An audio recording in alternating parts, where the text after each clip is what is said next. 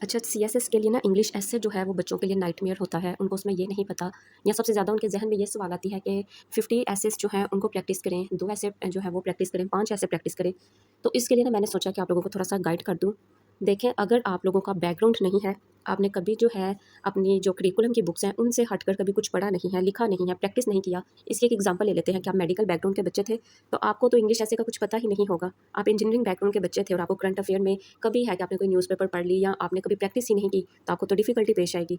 अब ये है कि 50 मज़मून और 5 मज़मून क्या है, आपको जो डिफ़िकल्टी पेश आ रही है उसके लिए फिर आप कन्फ्यूज़ हो जाते हैं।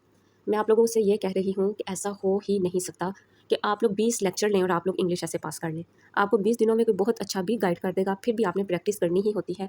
हाँ, वो लोगों का केस एक्सेप्शनल है जो प्रैक्टिस करते रहते हैं, जिन्होंने करंट अफेयर में भी उनका इंटरेस्ट था, जिनको बचपन से बुक रीडिंग का शौक था, जो एक्स्ट्रा बुक्स भी पढ़ा करते थे, जिनके इंग्लिश एक्सप्रेशन भी अच्छा है, तो वो अगर समझ लें और 20 लेक्चर्स के बाद वो क्या करते हैं, वो आसानी से लिख पाते हैं। लेकिन मेजॉरिटी में तो वो बच्चे हैं ना जिन्होंने अभी से स्टार्ट करना है, ठीक है?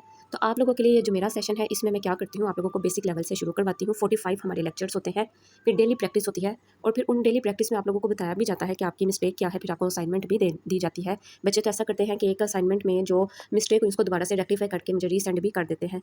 तो आप लोग बहुत बड़े-बड़े प्लेटफॉर्म्स को देखते हैं और उन्होंने लिखा होता है 20 लेक्चर्स और उन 20 लेक्चर्स की 50,000 तक वो फ़ी जो है वो आप लोगों से ले रहे होते हैं।